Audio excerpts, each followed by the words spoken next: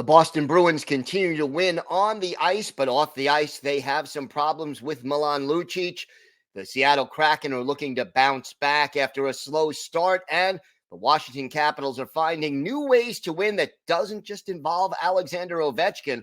We've got all that and more on today's Locked On NHL podcast. You're Locked On NHL, your daily podcast on the National Hockey League. Part of the Locked On Podcast Network, your team every day.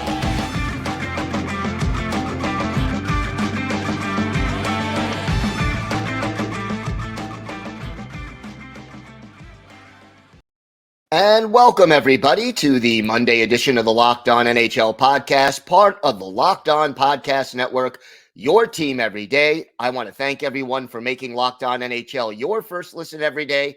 Don't forget to subscribe on YouTube or wherever you get your podcasts so you can get new episodes as soon as they drop. And now you can hear us on SiriusXM on the SXM app. Just do a search for Locked On NHL. Today's episode is brought to you by Sleeper. Download the Sleeper app and use promo code LOCKEDONNHL to get up to a $100 match on your first deposit. Terms and conditions apply. See Sleeper's terms of use for details. It is my pleasure to welcome back to the show the host of Locked On Boston Bruins, Ian McLaren. And right now, Ian, on the ice, things going very well for the Bruins, but a little hiccup off the ice. Milan Lucic arrested after a domestic dispute. The Bruins had some reactions to it over the weekend. Talk to me about what happened and what the Bruins' reaction. How does that sit with you? Yeah, so I guess on Saturday morning, there were some rumblings on social media that something was going on with Milan Lucic off the ice, and it came out later on in the day that he had indeed been arrested for a domestic incident. And obviously, first and foremost, the concern was for his wife, Brittany, and for their three children. And the biggest thing at the moment is that they are safe and that they get the support that they need. That's the biggest consideration here for sure. And that was echoed by Boston Bruins captain Brad Marchand. The team was aware of what had happened, and he was asked about it after the morning skate on Saturday. And he expressed the same thing. The Bruins are a family, and that extends to players' partners and children and all that. And he expressed obvious concern for Brittany Lucic, for the kids, and even for Milan, who obviously needs some help in his own right. And, you know, there will be an arraignment, I believe, on Monday. Certainly he needs to be held accountable for his actions. He needs to seek some help.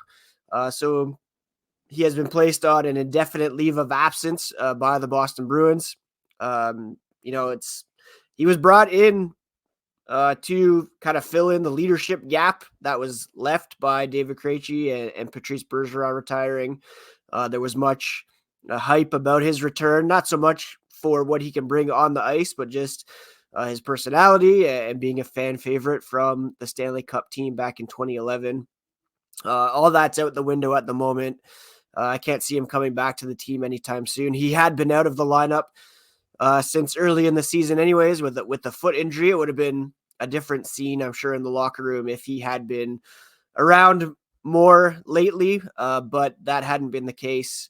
And, they were able to put that aside and focus on the game at hand, and were able to beat the Montreal Canadiens on Saturday night. But certainly something that's hanging over them, and not something that anybody wanted to have to deal with, of course.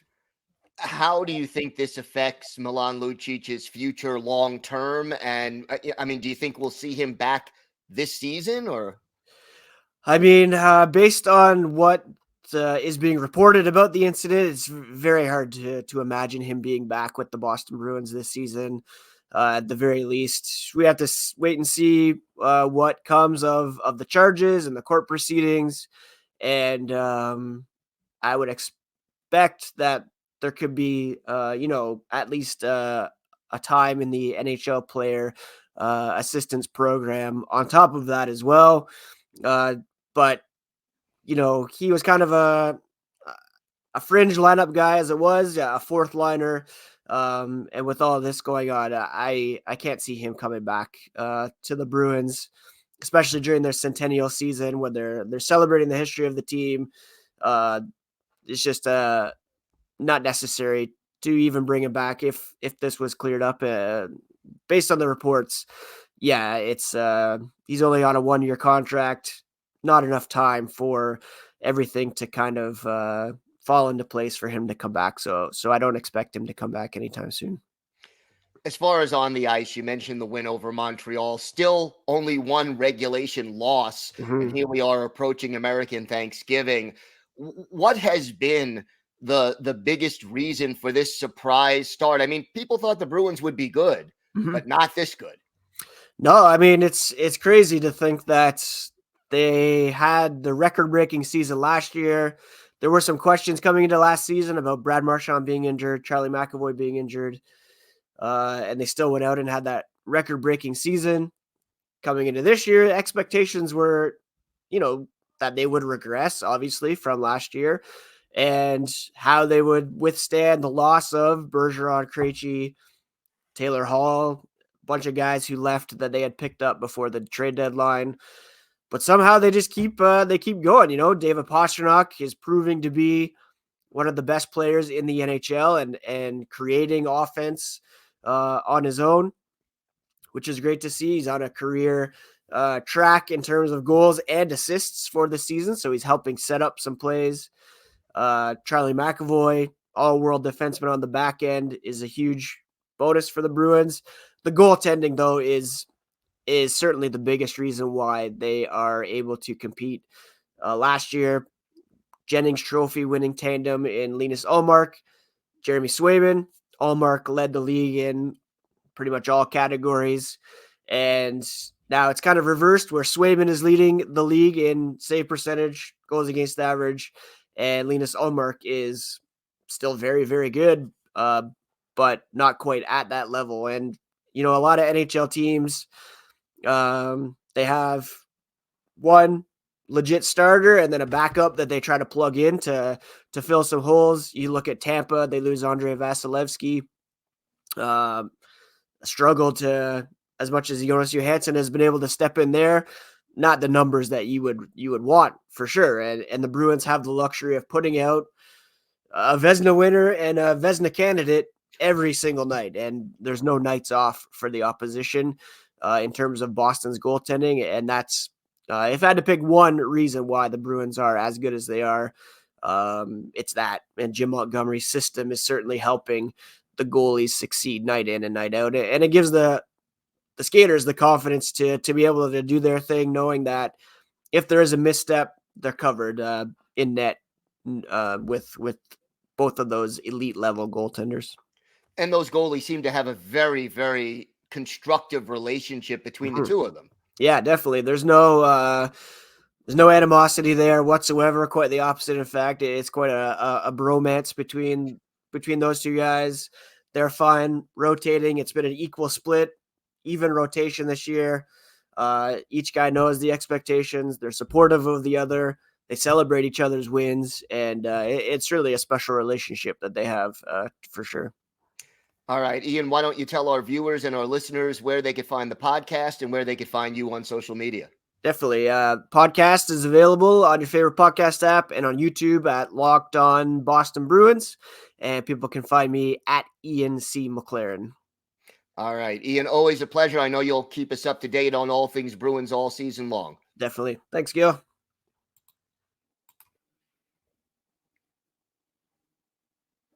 Today's episode is brought to you by eBay Motors. Passion, drive, and patience. What brings home the winning trophy is also what keeps your ride or die alive. eBay Motors has everything you need to maintain your vehicle and level it up to peak performance. From superchargers, roof racks, exhaust kits, LED headlights, and more. Whether you're into speed, power, or style, eBay Motors has got you covered. With over 122 million parts for your number one ride or die, you'll always find exactly what you're looking for. And with eBay Guaranteed Fit, your part is guaranteed to fit your ride every time or your money back. Because with eBay Motors, you're burning rubber, not cash. With all the parts parts you need at prices you want. It's easy to turn your car into the MVP and bring home that win. Keep your ride or die alive at ebaymotors.com. Eligible items only. Exclusions apply. eBay guaranteed fit. Only available to U.S. customers. It is my great pleasure to welcome back to the show a familiar face to Locked On NHL viewers and a familiar voice to Locked On NHL listeners, Erica L. Ayala of Locked On Kraken. And Erica, finally, 2 wins in a row for the Kraken. What's been the difference in these last 2 one-goal wins? I think the Seattle Kraken have gotten back to the type of hockey that has been their bread and butter in 2.25 seasons, just about a quarter. And that has been being a lunch pail, blue collar, by committee team. We're seeing players really step it up when it comes to the physicality. I know that you and I, Gil, have talked on our respective shows about players like our leading scorer, Jared McCann, mixing it up and putting on big hits. And we've also seen some of our forwards, our more finesse forwards, step up and really get into shooting lanes and block pucks at opportune moments to really relieve some of that pressure that our goaltenders have had to absorb because we were giving away breakaways, because we were pinching too much defensively, and then really just giving too much time and too much space to our opponents. So by getting back to a complete team game, by everyone buying in to playing an aggressive checking game, an aggressive defensive game so that we can win back possession, that's when we've started to see the tide turn for the Kraken. Got to ask you about Vince Dunn. He is off to a great start this season. What is making his game so effective right now? And again, you and I have talked about this on Locked On Kraken, but Vince Dunn, we knew, came in with a big contract. I do think that, or we re-signed him, I should say. And I do think that knowing that he's here for a while, knowing that the Seattle Kraken were able to get to an agreement with him, has put a little bit more emphasis on his whole game being more well-rounded. He was definitely an offensive powerhouse for us last year, but now I'm starting to see the leadership, not just by what he's individually doing, but by being a true leader on this team for the Seattle Kraken. And that not only has he been able to match the type of performance that we expect from him, especially coming off of last season, but now he's able to help especially some of the younger players, and not just defensemen, do that as well. So for my money, I think it's the intangibles of what Vince Dunn is doing from a leadership perspective, including he's even said while he was mic'd up that he's approaching chirping a little bit differently. He said he's not the guy that's going to be yelling on the ice. It didn't really work for him last year. He said his PIMs were higher than he wanted. So he's trying to be more cool, calm, and collected, and that's definitely showing. What about the power play? He seems to really be very effective at quarterbacking that power play. Absolutely. And that goes back to the identity that the Seattle Kraken want to have. We do need to play through our defenders. In our inaugural season, we didn't see that very much. We saw our defenders being kind of more stay at home, and Vince Dunn, that's not really his game. Things broke out for him when he had a little bit more freedom, when he was getting up in the play. And again, it goes back to that everyone all in, or even by committee. And so when you have players that are really buying into making sure that they are occupying space that their teammates just evacuated, players like Vince Dunn, and especially our blue liners, when they hop up in the play, that makes good things happen. And Vince Dunn, that's his game. So having him be able to do that when we have the skater advantage, we've been able to see success on the power play. Had to ask you about Matty Beniers. We talked about him on our crossover episode last week, but he seems to be playing a little better the last few games. What have you seen from him? For me, Matty Beniers was always focused on the right things. The results just weren't coming. I think Matty Beniers continues to be that player who's a great puck hunter for us. He's the prototype when I say playing in all three zones, playing that possession checking game. It doesn't always work out for him, and he's still learning how to work on gaps and his spacing and whatnot, particularly so he can be even more of an asset for us defensively. But I think what's happened now is it's just the same old song, as we said the other day.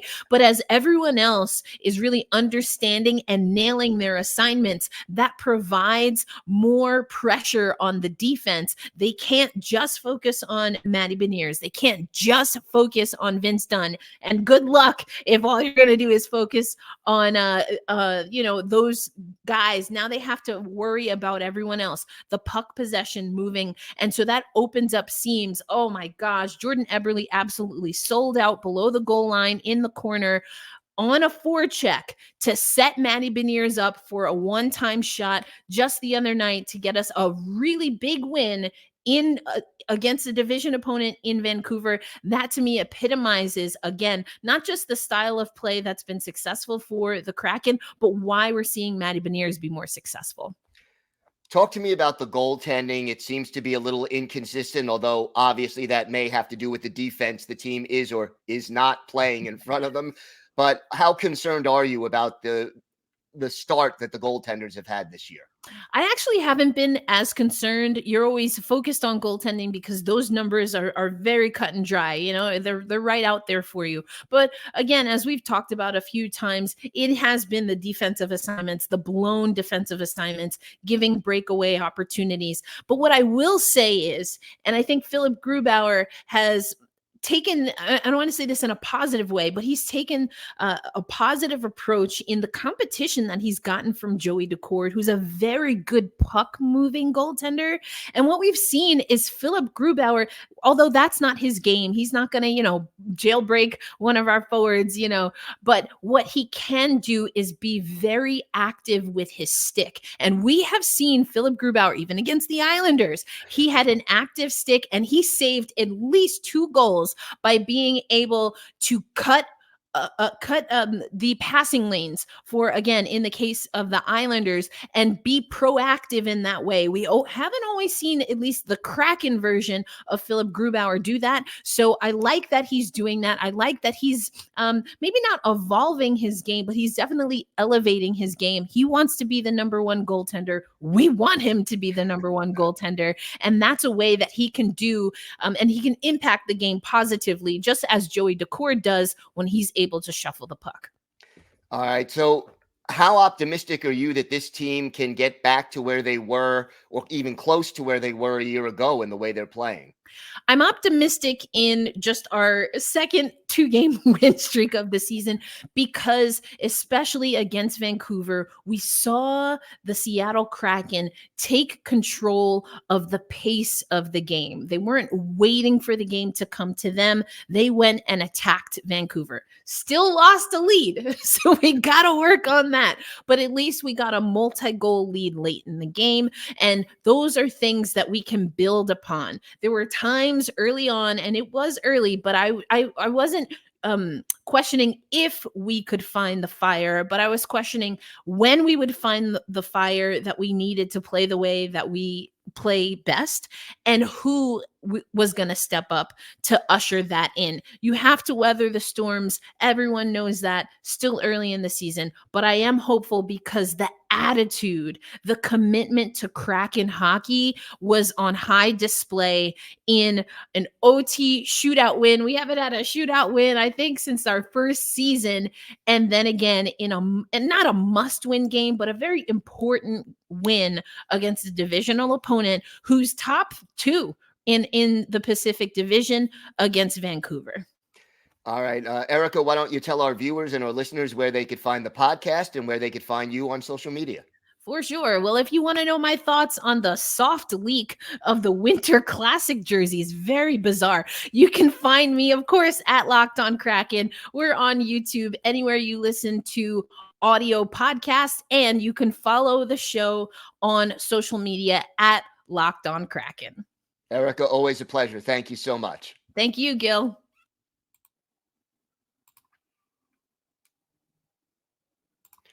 Today's episode is brought to you by Sleeper. A new NHL season brings all sorts of possibilities. A player on your favorite team could score 50 goals. Your team could hoist the Stanley Cup, and you can win big playing daily fantasy hockey on Sleeper, the official daily fantasy app of the Locked On NHL Network. Sleeper is our number one choice for daily fantasy sports and especially daily fantasy hockey, because with Sleeper, you can win 100 times your cash in daily fantasy hockey contests.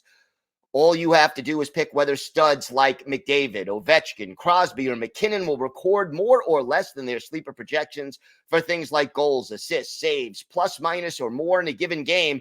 To win a 100 times bet on Sleeper, you need to correctly predict the outcome of 8 player stats. You heard me, NHL fans. You can win 100 times your money playing daily fantasy hockey on Sleeper. So start paying attention and nail your picks so you could start winning big. Use promo code LOCKEDONNHL and you'll get up to a $100 match on your first deposit. Terms and conditions apply.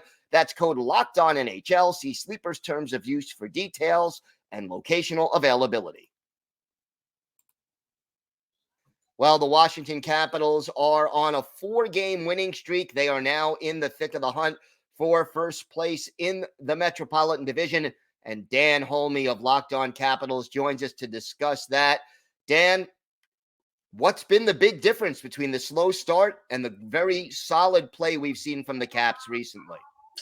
Well, it's the integration of youth on this team. We're finally seeing a lot of these young players that we've heard about for so many years finally get production. If we take a look at the game last night, the third line in particular, Sonny Milano Protas and Hendrix Lapierre all stepping up and playing a huge role. And I think that ultimately it was just Spencer Carberry's systems needed to get rolled out and integrated. I think there was still a lot of Peter Laviolette's old systems in their heads rolling around, but they're buying into the system, they're blocking shots, and they're getting really great net minding from Charlie Lindgren, who is the backup for Darcy Kemper. What has Lindgren been able to do? And is there a chance will they ride the hot hand, or may he even take over as the starter? It's sure looking that way, that he will be the starter from now on. And Spencer Carberry said, he goes, I know the optics on this are kind of weird, that Darcy Kemper is the guy just based on the fact of his pedigree, how much we're paying him and all that kind of thing. But this Capitals team is in win now mode. If you take a look at it, they want to make the most of the Alex Ovechkin era. You're already starting to see players from that era kind of peel off and fade away. If you look at Nick Backstrom, who stepped away from hockey indefinitely. So that is what they're hoping for. But Charlie Lindgren playing a huge role on this team. There's a bit of caution here for me, though, because he did this last December when Darcy Kemper got injured, played really lights out for 4 weeks, and then kind of fell off. So I'm hoping that they can get sustained productivity and really great net minding from Charlie Lindgren for more than just 4 weeks. Yeah, that obviously is a key to sustaining this. You mentioned Alex Ovechkin and the Alex Ovechkin era. And, what was it? A week or two ago, he only had 2 goals. Now he's up to 5 goals, 12 points. What has he been doing better since the slow start to his season? To be honest with you, he's getting goals. He got the goal last night. He came off the bench and scored the goal. But a lot of those goals that are being scored are empty netters. Still not true Alex Ovechkin hockey where he could score them on demand. Listen, I don't know if Father Time is catching up with him or that, teams are doing a lot of pre-scouting, but it seemed for so many years that him setting up from the left dot was just untouchable. Goalies, even as much as they tried to prepare for it, they couldn't do it.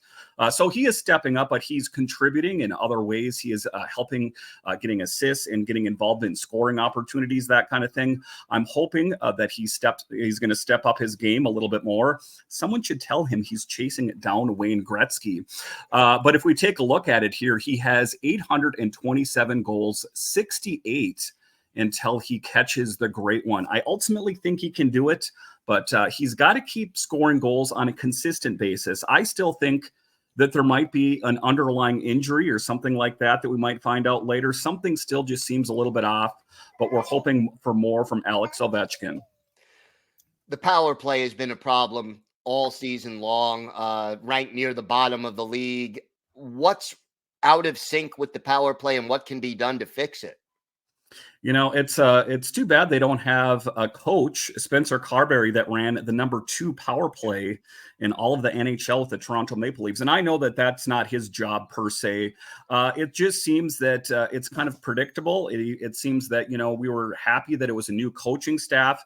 It just doesn't seem that they're getting the right production. The guys are lining up in the right spot. Some people think that they should give Alex Ovechkin, different spots out on the ice instead of constantly setting up from that left dot, just to kind of shake up the snow globe and give different looks. I think that the power play is still a bit predictable at this point.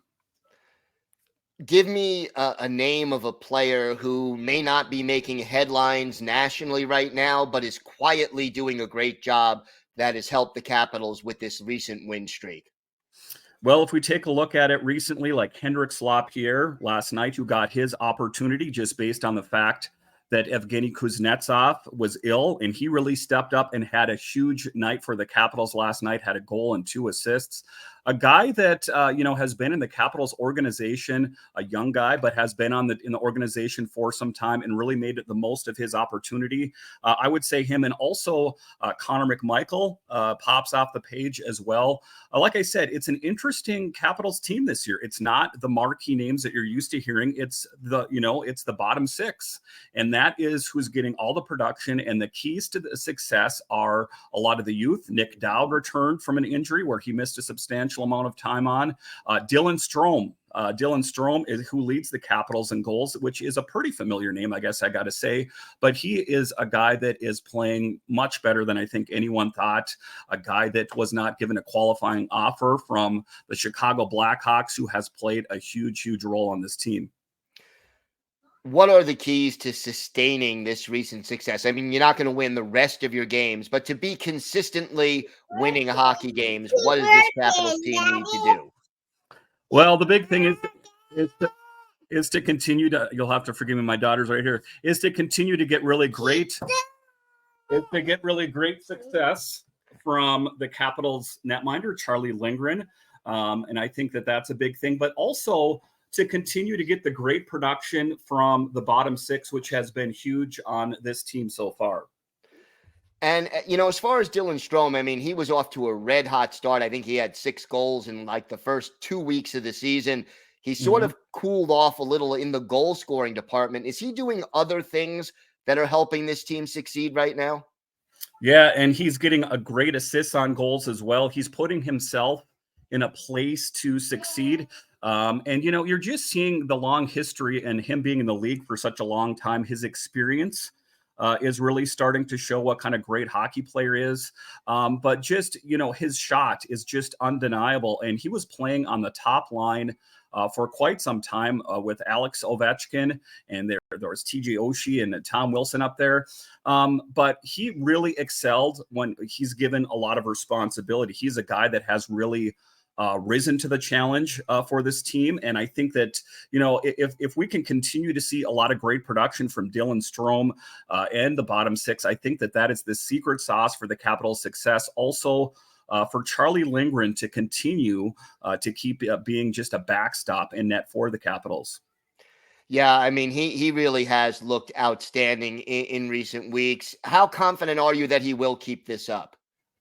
I think that he will. We can't always look at life or hockey as a carbon copy that it's got to repeat itself. Just because last year he was only good for 4 weeks, he has done nothing to show me that it's going to falter. The Capitals are in a bit of an interesting position, however, is that their number 3 netminder, Hunter Shepard, who was the MVP of the Calder Cup for the Hershey Bears that won the Calder Cup last year, could definitely be a backup for the Capitals right now. So they have just a plethora of different options for netminding.